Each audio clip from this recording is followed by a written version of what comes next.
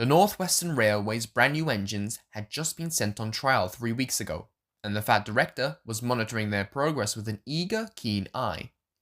After the recent purchase of what he had thought to be an Atlantic C1, he definitely did not want to make the same mistake again. The engines on loan recognized this eager attention they were receiving from the director, and surely enough, reveled in it endlessly. This did also spark a few arguments whenever they would come together in the night, more particularly about who the favorite engine was. "Certainly, it must be me," a big engine doused in an apple-green livery named Gordon told the others. He made sure his loud, extravagant voice was heard by everyone in a nearby vicinity. This annoyed another engine, who had no name, but merely a number, 98462. 98462 was considered an express engine, like Gordon, and had its own temporary passenger service. It ran alongside the other engines, testing his capabilities as the possible candidate for the Fat Director's new and upcoming main express service, the Wild Nor'Wester. Competition was tough between the two engines, as they constantly tried to one-up another. It put a rather big strain on the others, and Thomas, the big station's main shunter, made sure his own complaints were heard by whoever was willing to listen. "I do wish they'd shut up every once in a while," he said to a big red engine sizzling beside him in the yard. "Yes, well, you don't get much worse than they do," it replied, steam bubbling from its cylinders. "We're all here for a job, so just do yours and let them do theirs." Thomas didn't much appreciate the condescending tone of the red engine, nor any of the others who he tried to voice his opinions to. "After the absolute mess that was Henry," another engine, number 87546, spoke to him, "I'm not surprised the director hasn't stepped in. This railway needs more competent engines like me." Thomas was about to reply before the engine puffed away, unwilling to listen. Fed up and upset, he cultivated a string of possible ideas in his head on how he could make this problem stop. One fine September morning, 98462 came to the second platform for his usual service. Thomas crossly shunted his coaches together, bringing them behind the engine at his immediate request. "Driver has been doing some reading," 98462 began with a posh tongue. "We've been thinking of potential names for myself. If I am to be purchased for the express, it's only right."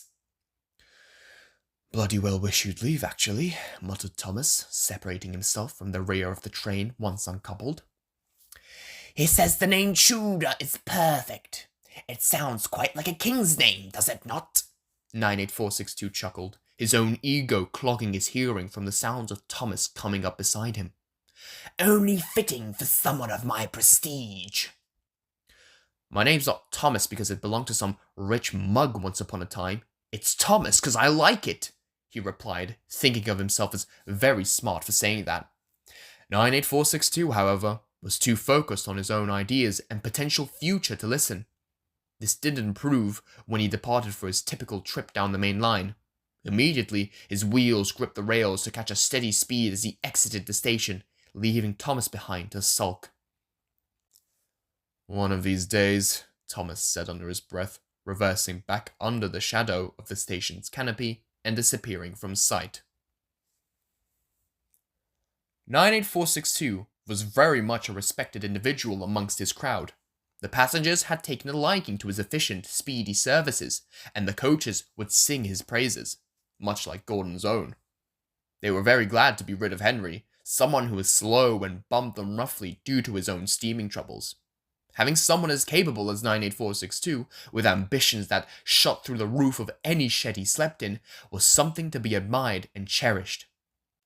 At each and every stop he came to, 98462 was thanked for his smooth trip, and by the time he'd reached the other station at the end of the line, his own self-esteem was about as inflated as a hot air balloon. "Aren't you happy?" Gordon would comment, facing the opposite way. He was ready to head back to the other end of the main line. "But of course," 98462 smiled proudly, almost to an uncomfortable degree for someone like Gordon. "I've done excellently thus far." "Is that so? Gordon chuckled. And just how fast were you going?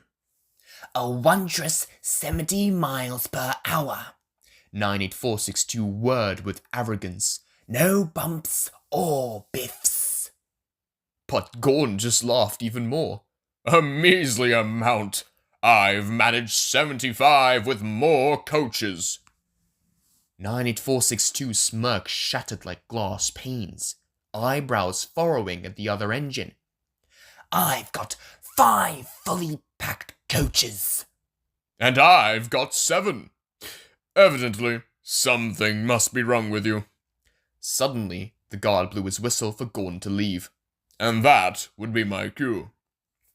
His own steam whistle rang across the station as Gordon's heavy puffing carried him away from the platform. Seething in bewilderment was 98462. He couldn't fathom how he had managed so well, yet still remained below Gordon's ability. It can't be me. I'm fast, I'm strong, I'm perfect, he said to his driver as they were turning around. Others agree that I provide an excellent service. Well, then maybe we should try out some new coaches, his driver suggested from the cab, the fireman agreeing. 98462 considered the possibility that it could have been his own coaches slowing him down for a slight moment. And as if it was instant, his mind was made up. Yes, it had to be him. Wolsey, came the snooty engine's voice, puffing up to face his train. Yes, the leading coach replied, peering up at the engine. It was you, the chatterbox, that slowed us down, wasn't it? That's why we couldn't reach 75 like Gordon. The coach was puzzled. He couldn't possibly fathom how it could be his fault, given he wasn't the one actually pulling the train. To be dutifully respectful, I don't believe how I could have done anything. I follow from behind and just have nice chats with people. That is exactly it, 98462 retorted. Your endless talking has distracted me from reaching my full potential. You certainly won't be following me anymore. Further arguments from the poor coach were quickly drowned out as the big engine left the station in hopes of a more successful return journey. The next morning, when the hand struck exactly 9 o'clock, the fat director stood on the platform, observing the busy station scene before him. He would have returned back to his office were it not for 98462 coming up to the platform. Excuse me, sir, he called over, catching the fat director's attention immediately. Yes, 98462? His curiosity had been piqued by the engine's out-of-the-blue arrival. When I came here, sir, I seemed to recall your trouble at determining an engine for the express, he'd say. The director nodded his head. Indeed, sure. Why have you come to see me? Well, sir, it has come to my recent attention that I'm unable to perform my duties as an express locomotive. All because of a certain chatty coach, he went on. I simply request that I get a different coach on the front of my train from now on. Well, that shouldn't be too much trouble. Thomas is out by the yard currently shunting Gordon's own train. If you speak to him, he should be more than happy to help. 98462 beamed. Ah, thank you, sir. An understanding man for sure. He left at once to deliver the news to Thomas out by the yard. The news wasn't exactly well received by Thomas. I've shunted those coaches for you since you arrived, in that exact order, and suddenly it's a problem? The director, 98462 quickly cut in, specifically said to replace the front coach. You can ask him so yourself. Rolling his eyes, Thomas abided by the given orders. For now. He certainly wasn't pleased about it, but he was in the middle of shunting and wanted to get the job done quickly. Coming up at platform 1 was Gordon. He felt the coaches be shunted into place behind him. All the while 98462 rocked up to the second platform beside the green engine, awaiting his own train to be ready. Surprisingly, the two competitive engines sat in a rather content silence while they waited. That was, until 98462 began speaking. It was to nobody in particular, but Gordon knew instantly it was about him. You know, it's rather strange to want the status as the Northwestern's express locomotive and not bear its primary livery. I beg your pardon, said Gordon, rather unamused. Oh, sorry, I didn't quite see you there, chuckled 98462. Humph, Gordon grunted. Then I suppose it's only suitable that you're at platform 2. He paused impressively. After all, you are second place. Then began laughing loudly. Why, you... But before he could finish, Gordon had already reached him and was rushing out of the station. Goodbye, second place. Hope to see you at the finish line. Ho, ho, ho. 98462 was furious and red in the face. He felt embarrassed and couldn't wait to leave the station. Come on, where are my coaches? Right here, your highness, said Thomas sarcastically from behind. Now give it a bit, you're not due till 9:45.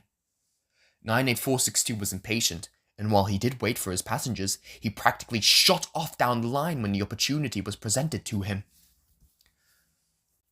Faster, faster! 98462 cried to his crew, who desperately tried to keep the engine steady while maintaining a high speed. He craved that amazing breeze rushing past him, and more importantly, victory to surpass his competition. Steam billowed from his funnel, while his coaches bucketed along the rails from behind him. One of them in particular found the speed uncomfortable. While it wasn't necessarily the pace that was bothering him, it was rather the way 98462 treated the coaches. His almost crazed need for quickness didn't sit right with the coach, and so by the time they were leaving another station, he softly applied his brakes, making 98462 unable to gain that instantaneous start he wanted. He looked back to his train angrily. Cromwell, what's the meaning of this? 98462 demanded. The coach was quick to reply. Safety of our passengers is at risk. Therefore, I ask you to slow down. This is ridiculous. How are we going to catch up to Gordon's own time if I'm being slowed down? 98462 dragged his train to the bottom of the hill, face as red as death. Then perhaps we should reconsider to fit the rules and regulations of this railway, replied the coach. Reconsider? 98462 was offended. Not only did he feel offended at the idea that he wouldn't think of his passengers, but also the gall the coach had to go against someone as important as him. He complied with the demands of the coach for the time being, mostly so he could actually get over the hill and still arrive on time. Unfortunately, his sour attitude to the coach still remained, and he'd make sure it didn't go unnoticed. The fat director heard as much when he came by the station again another morning. Well, I'm certainly sure we could find another break coach for you. Just please remember to actually cooperate with your train. It is no fault of mine if they apply their brakes without warning, sir, 98462 explained, to which the fat director had nothing more to say to. The arrangements were simply made, and poor Thomas had to scrounge up the yard for a suitable replacement. All the while, 98462 sat at his platform, once again awaiting his train. In the next few days, more and more complaints were seemingly coming up left and right, all for the same petty reasons. That coach is too rude, and that one is too loud. Oh, and that one makes me look bad.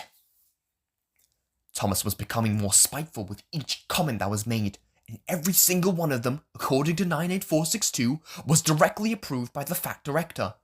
In this situation, Thomas felt backed into a corner, and so he felt as if he had no other choice but to enact his plan.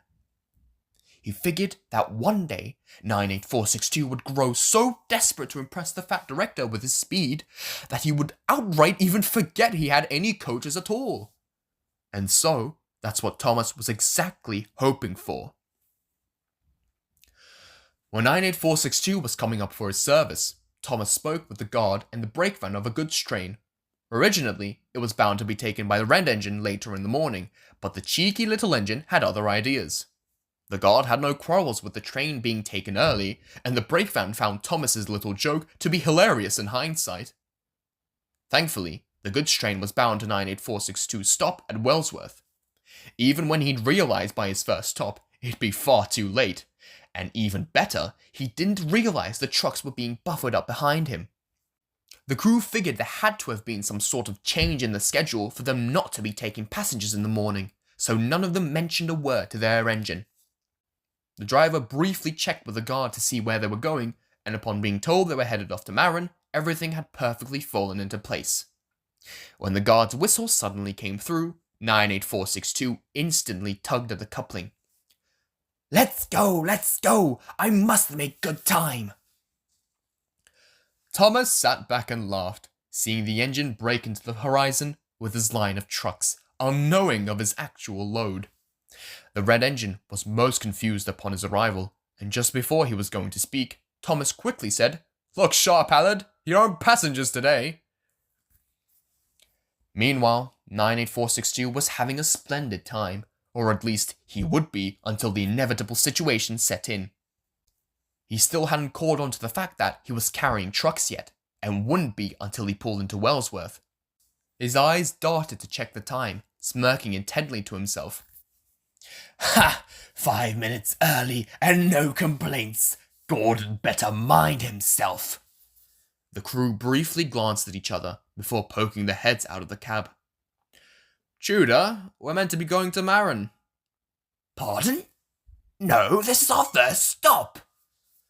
They noticed the station master approached the engine, scratching his head. 98462, what are you doing here? He'd ask. What does it look like? My normal passenger run. So then where are your coaches? What? Finally, it hit him. He glanced back and realized the severe lack of any crowd at the platform.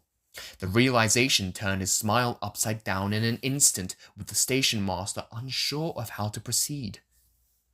"Well, you've already got the train here. Might as well just wait for the actual passenger train to pass by. Due any minute now." Me? Wait? This was absolutely degrading for the big engine. Pushing the wagons back without a single sense of care into a siding, 98462 was met with another voice. "You right there, mate?" His vision shifted from the floor to the engine beside him, a big green engine. Immediately he snapped. Shut it, Barnaby. Of course not. Barnaby fell silent instantly, gulping. Sorry, mate." The two engines sat there, watching the red engine, Allard Greedy, enter the station with 98462's train. He had a flashy smirk on his face, and he was quite proud of himself for being able to do something different, something as important as this. They only shared brief eye contact before Allard Greedy made his way beyond towards the hill. 98462 couldn't believe he had let himself, someone of such high stature, be reduced to an embarrassment by someone like Thomas. As he finally departed again, he thought exactly of how he could get back at the cheeky little shunter, harshly pulling the trucks with him.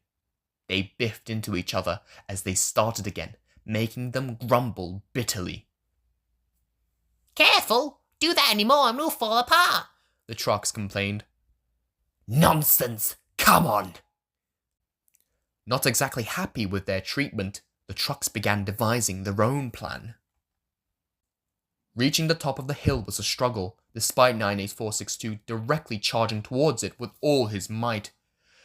Trucks were different to coaches, especially when he made them angry, and so they did not come along nearly as quietly or as smoothly. His cheeks were puffed up as he pulled his train to the summit, growling once he finally made it over the steep incline. Finally! Just a little more and I can be done with this horrid job. Little did he know, impending trouble was on its way. Go now! Push it back! The trucks all surged forward against the engine, overpowering the locomotive in a sudden action of brutal retaliation. 98462 gasped, as did his crew, guard, and brake van. They were all caught off guard, and even as the guard had applied the brakes, the engine in his train was still pushed down the now gradual incline at alarming speeds. "Botheration!" cried 98462, shutting his eyes tightly as he screeched with all his might. He was a larger, faster and stronger engine, so he luckily managed to slow down relatively well by about halfway towards Marin. But just as he was making his way down, a sleeping signalman had noticed the train too late. He was disturbed wide awake at the sound of the engine's rapid whistling, and, in an attempt to quickly switch him off the middle track onto the rightmost track, he switched the points just as 98462 was going over them. The engine's front wheels went one way as his driving wheels went another, causing him to derail over the point and let the trucks bump into him one by one from behind. The plan had been to redirect 98462 onto the most right track so he could safely pass through the station and stop in the siding, but sometimes not everything goes quite according to plan. Dizzy and in a state of adrenaline, the brake van at the rear of the train felt like he was seeing stars. "It's not so funny anymore." It was good that nobody was seriously hurt, only a few minor injuries from the derailment. Barnaby had been called in to re-rail 98462 with the breakdown cranes, and workmen wasted no time in hoisting the engine up back onto the line. "I take it you're not alright?" "No, Barnaby," 98462 gritted his teeth. "I am not all right." That night at the sheds, 98462 puffed in with a serious temper about him, the volume of his voice raised as he came up onto the turntable. "Thomas!" Thomas finally decided to acknowledge him after sitting there talking to Edward. "Something the matter?" "Yes, something is the matter. You gave me a goods train." "What? You always complain about those pesky coaches, so I decided I'd do you a little favour."